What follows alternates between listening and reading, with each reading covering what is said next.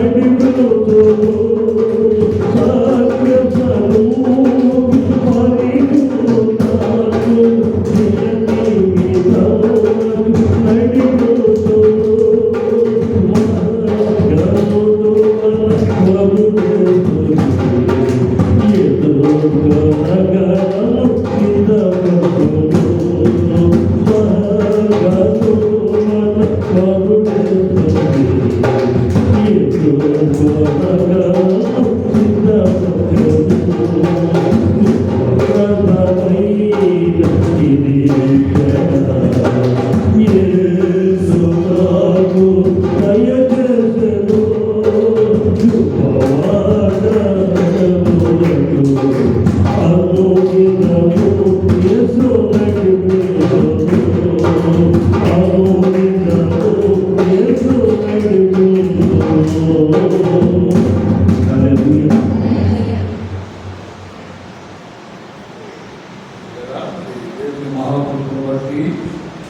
దేవుడిచ్చిన మంచి సమయాన్ని బట్టి దేవునికి వందనాలు స్తోత్రాలు చెల్లిస్తున్నాం. దేవుని కృపను బట్టి, దేవుని కనికరాన్ని బట్టి దేవుడు మనల్ని ఎంతగానో ఆదరించి దేవుడు ఈ రీతిగా మనం దేవుని గణపరిచి దేవుని మహిమపరచడానికి దేవుడిచ్చిన కృపను బట్టి దేవునికి వందనాలు స్తోత్రాలు చెల్లిస్తూ ఉన్నాం.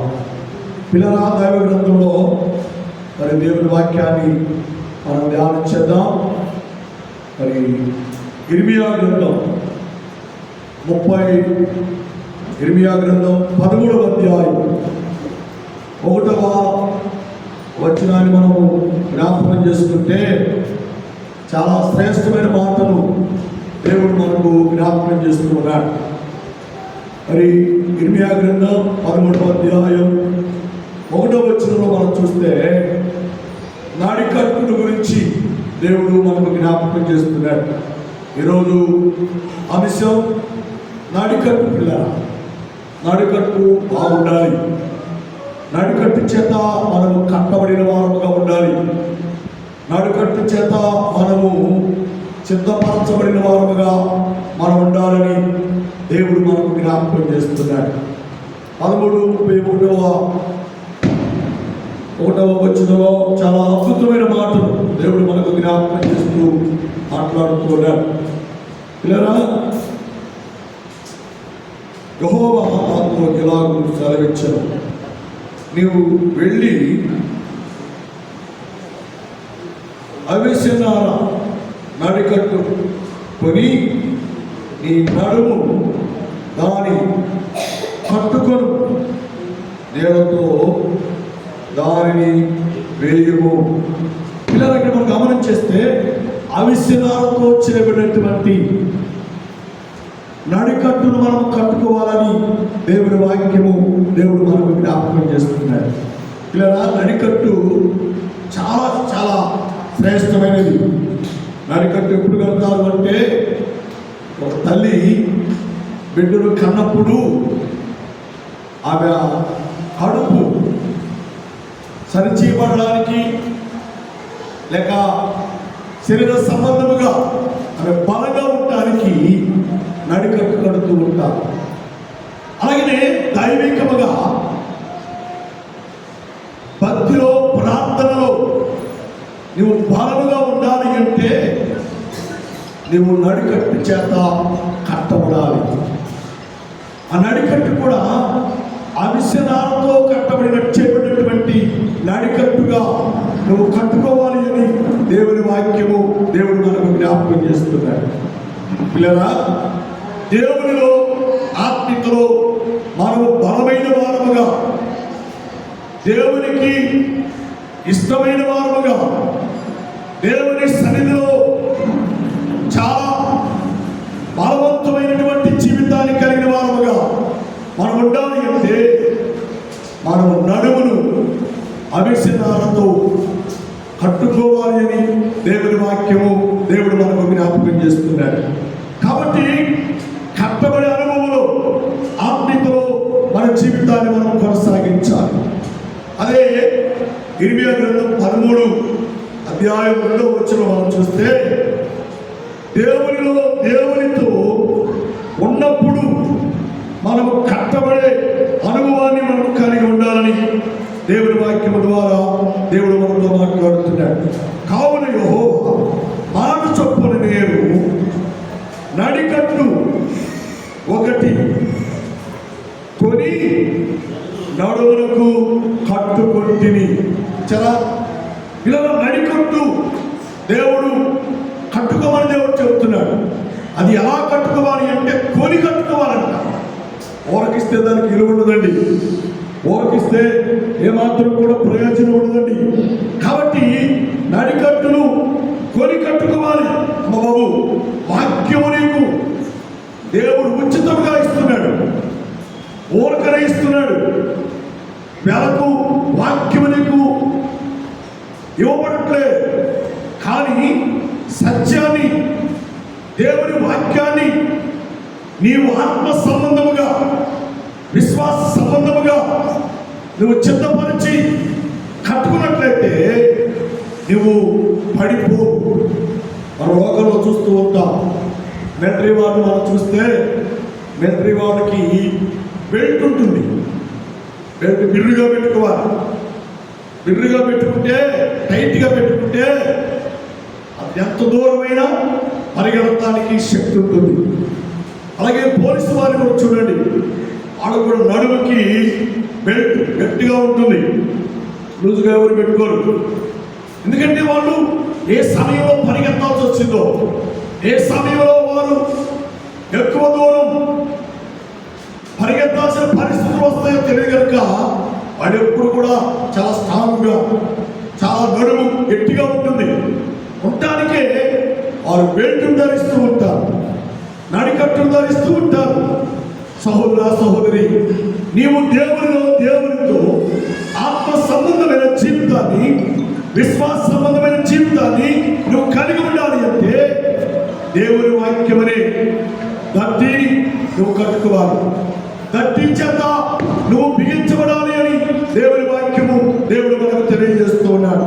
3వ మాట జ్ఞాపకం చేసుకుంటే పిల్లలు, ఇదే 13వ అధ్యాయంలోని 3వ వచనం మనం చూసినట్లయితే చాలా శ్రేష్టమైన మాటలు దేవుడు జ్ఞాపకం చేస్తూ మాట్లాడుతున్నాడు. పిల్లల 2వ మాట, యెహోవా వాక్కు నాకు ప్రత్యక్షమై, నీవు కొని నడుమున కట్టుకొనిన నడికట్టును తీసుకొని లేచి, దేవునికి స్తోత్రం, హల్లెలూయా. పిల్లల, నువ్వు కట్టిన నడుము కట్టు, ఆ దట్టిని నీవు జాగ్రత్తగా చూసుకోవాలి, జాగ్రత్తగా అమర్చుకోవాలి. ఏదో ఇచ్చారులే, ఏదో వద్దులే అని దానిని అనాలోచనతో, అజాగ్రత్తతో దానిని మనము కట్టుకోవద్దు. పిల్లల, చాలా జాగ్రత్తగా కట్టుకోవాలి, చాలా యోగ్యమైన వారు కట్టుకోవాలి.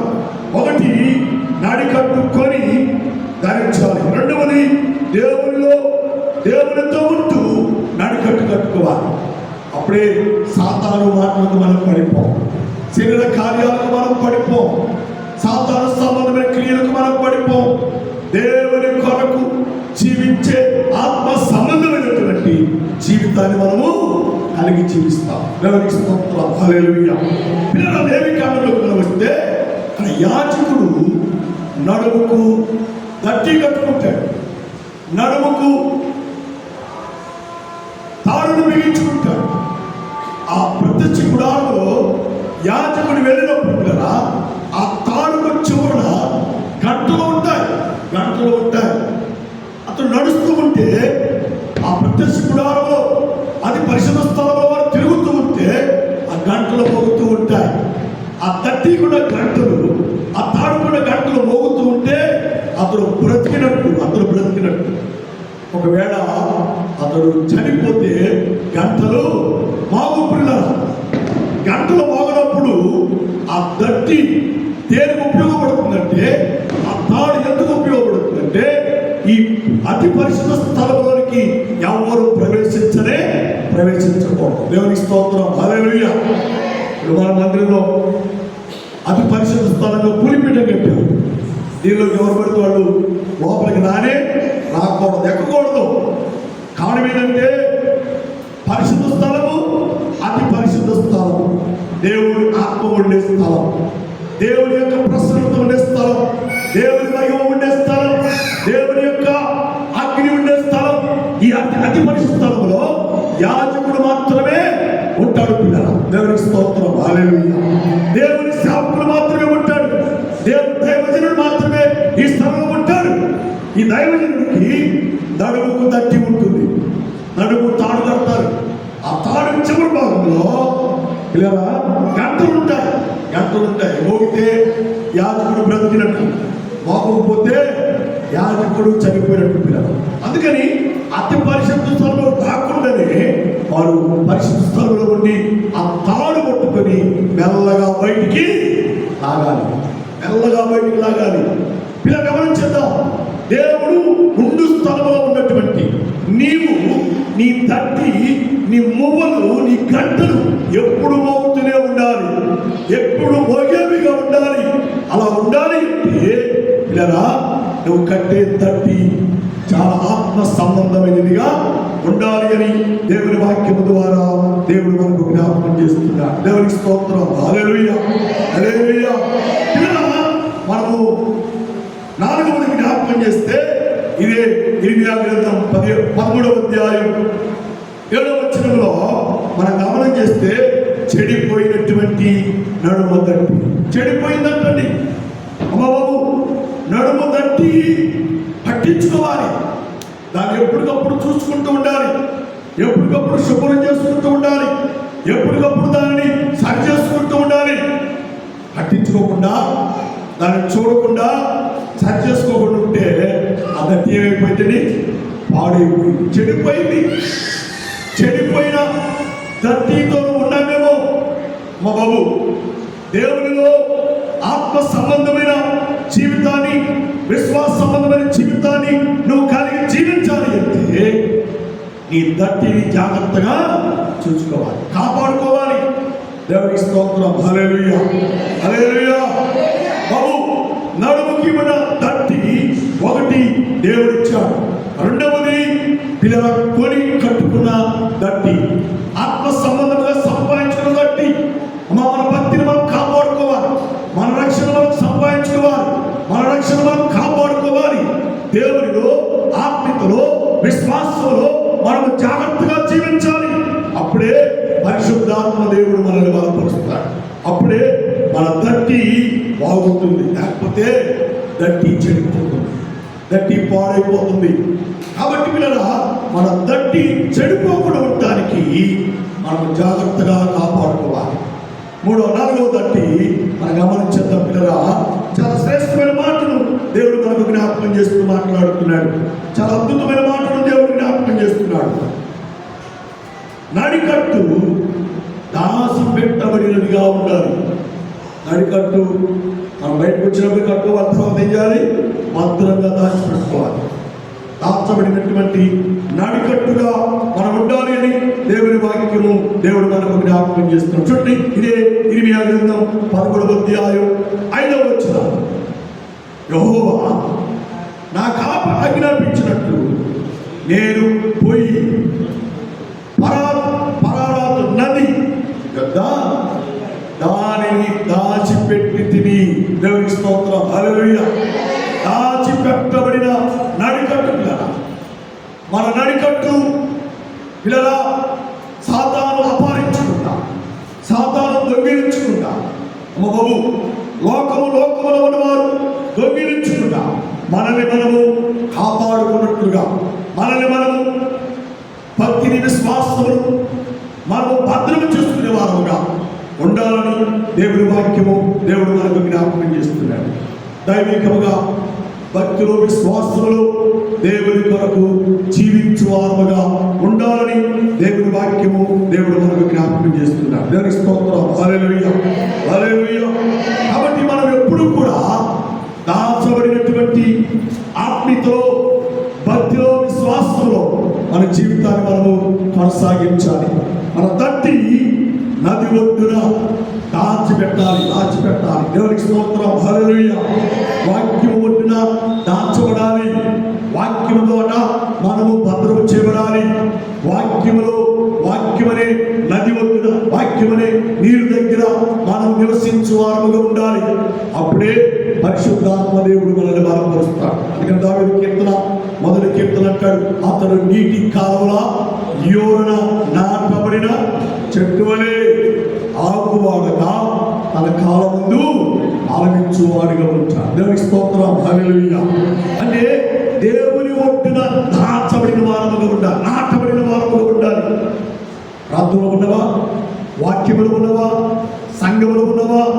సంఘ సహవాసములు ఉన్నవా?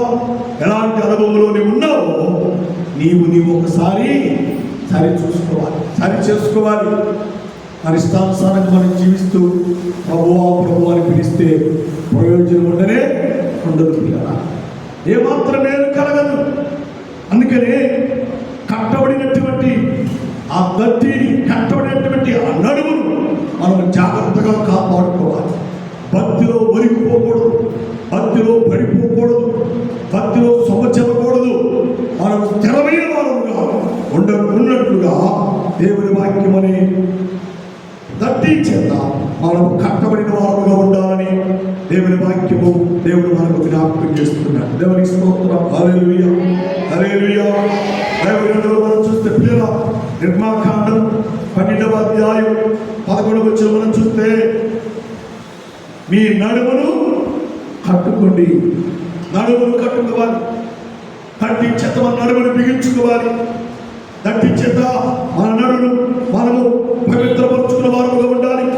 ఎఫెసీ రాసిన పత్రికలో మనం చూస్తే 6వ అధ్యాయం 11వ వచనంలో దేవుడిచ్చు సర్వాంగ కవచమును, దేవుడిచ్చేటువంటి సర్వాంగ కవచాన్ని, ఆ దత్తిని మనము ధరించిన వారుగా మనం ఉండాలని పరిశుద్ధాత్మ దేవుడు కోరుకుంటున్నాడు.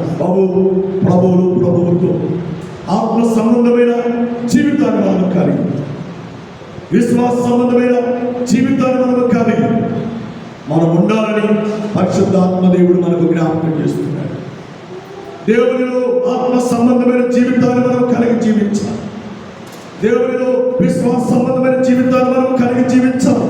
అలాగే జీవించాలి అంటే నడికట్టును మనం పడాలి. దేవునికి స్తోత్రం. హల్లెలూయా, హల్లెలూయా. రెండవది నడికట్టును పిల్లరా, శరీర సంబంధమైన నడికట్టు ఉంటే, లోక సంబంధమైన నడికట్టు ఉంటే, ఆచార సంబంధమైన నడికట్టు ఉంటే దానిని మనం తీసివేసుకోవాలి. మూడవది పిల్లరా, నడికట్టును మనము దాసి పెట్టుకోవాలి, పాత్రంగా ఉంచుకోవాలి. దేవునికి స్తోత్రం. హల్లెలూయా. బైబిల్ చక్కని మాట రాయబడింది. ఏం తెలుసా? పంతుల ముందు ముత్యాలు పోయేవాడు. మనల్ని నచ్చగొడటానికి, మనలను పిల్లరా ఏదో ఒక విధంగా పాడు చేయడానికి వాళ్ళు ఆలోచన చేస్తూ ఉంటారు. మన భక్తి జీవితాన్ని పాడు చేయడానికి, మన విశ్వాస జీవితాన్ని పాడు చేయడానికి, దేవునిలో ఆత్మీయతలో మనం బలంగా ఉండకుండా చేయడానికి వాళ్ళు మనల్ని చేస్తారండి, పాడు చేస్తానికి ప్రయత్నం చేస్తారు. ఆ సమయంలో మన భక్తిని మనం కాపాడుకోవాలి, మన విశ్వాసాన్ని మనం కాపాడుకోవాలి, ఆత్మ సంబంధమైన జీవితాన్ని మనం కాపాడుకోవాలి, విశ్వాస సంబంధమైన జీవితాన్ని మనం కాపాడుకోవాలి, నడికట్టును దాచిపెట్టుకోవాలి. దేవునికి స్తోత్రం. హల్లెలూయా, హల్లెలూయా. అప్పుడే పరిశుద్ధాత్మ దేవుడు మనలను చాలా ఆశీర్వాదకరంగా ఆశీర్వదిస్తాడు అని దేవుని వాక్యము దేవుడు మనకు జ్ఞాపకం చేసుకుంటున్నాడు. 4వదిగా మనం గమనించేస్తే పిల్లరా, చెడిపోయిన నడికట్టు. చెడిపోయిన నడికట్టు ఎవరు చెడిపోయారు తెలుసా? బైబిల్ గ్రంథంలో యెరూషలేము నుండి ఒక ఇరుకోకు దిగి వస్తా ఉన్నది. యెరూషలేము మహాపట్టణం, దేవుడు ఉండే పట్టణం కదండి. అలాంటి పట్టణం నుండి ఎరుకోకు దిగి వస్తున్నాడు. చెడిపోయినటువంటి స్థితిలో పడిపోతున్నాడు. మనం గమనం చేస్తే చెడిపోయినటువంటి స్థితి మనకు కనబడుతూ ఉంది. అతన్ని దొంగలు పట్టుకున్నారు, అతని దగ్గర రక్షణ వస్త్రములను దొంగిలించారు, విశ్వాస వస్త్రములు దొంగిలించారు, కొట్టారు, గాయపరిచారు, దారి ప్రక్కన పడవేశారు. చెడిపోయినటువంటి వ్యక్తి. అందుకనే మనం చెడిపోకుండా ఉన్నట్లుగా మనం ఏం చేయాలి? దాచబడే వారముగా ఉండాలి. దాచబడిన వారిని నడికట్టుగా మనం ఉండాలి. దేవునికి స్తోత్రం. హల్లెలూయా, హల్లెలూయా. దాచబడిన నడికట్టుగా మనం ఉండగలిగినట్లయితే మన భక్తిని ఎవరు అపహాసించనే అపహాసించారు. మన భక్తిని, మన రక్షణ ఎవరు దొంగిలించరు అని దేవుని వాక్యము ద్వారా దేవుడు మనకు జ్ఞాపకం చేస్తున్నాడు. 5వది పిల్లరా, మన నడికట్టు దేవుని చేత ఇయ్యబడినదిగా ఉండాలి. ఆమేన్, హల్లెలూయా. మన రక్షణ దేవుడు మనకు అనుగ్రహించిందిగా ఉండాలి. అందుకనే ఎఫెసీ రాసిన పత్రిక 6:13 వచ్చిన అంటాడు, దేవుడిచ్చే సర్వాంగ కవచం, దేవుడిచ్చే వాక్యమనే నడికట్టును మనం కట్టుకోవాలి. వాక్యమనే నడికట్టును మనం బిగించుకున్న వారముగా ఉండాలి. పిల్లరా, శోధనలు వచ్చినా, శ్రమలు వచ్చినా, ఇరుకులు వచ్చినా, ఇబ్బందులు వచ్చినా మనము తొలగిపోనే తొలగిపో. ఆమేన్, హల్లెలూయా, హల్లెలూయా, హల్లెలూయా. ప్రభువులో మనము బలమైన వారముగా ఉండాలి, విశ్వాస సంబంధమైన వారముగా మనం ఉండాలి. అంటే మన నడికట్టు దేవుడి చేతిగా ఉండాలి. పరిశుద్ధాత్మ దేవుడు మనకు నడికట్టు ద్వారా మనం అభిషేకించే వారిగా ఉండాలని దేవుని వాక్యము దేవుడు మనకు జ్ఞాపకం చేస్తుంది. కాబట్టి మన నడికట్టు చాలా యోగ్యమైనదిగా ఉండాలి, చాలా బలమైనదిగా ఉండాలి. దేవునికి స్తోత్రం. హల్లెలూయా, హల్లెలూయా. ముందే చెప్పాను, ఒక తల్లి బిడ్డను ప్రసవించినప్పుడు ఆ తల్లికి ఏం చేస్తారు? నడికట్టు కడతారు. మంచిగా కడతారు కదండి, అంత బిరుగా కడతారు. ఆ వ్యక్తి, ఆ మనిషి మగోడు పుడుతుంది, కొంచెం లూజ్ చేయడంలో కూడా లూజ్ చేయరు, బిరుగా కడతారండి. కారణం ఏంటంటే ఆమె గట్టిగా ఉండాలి, ఆమె బలంగా ఉండాలి, ఎక్కడ బలహీనతలు కాకూడదు, ఎక్కడ ఉంగిపోకూడదు, ఎక్కడ సొమ్మచెల్లి పడిపోకూడదు అని ఆమెకు బలమైనటువంటి నడికట్టును బిగిస్తారు కదా అమ్మబాబు. అలాగనే పరిశుద్ధాత్మ దేవుడితో మాట్లాడుతున్నాడు.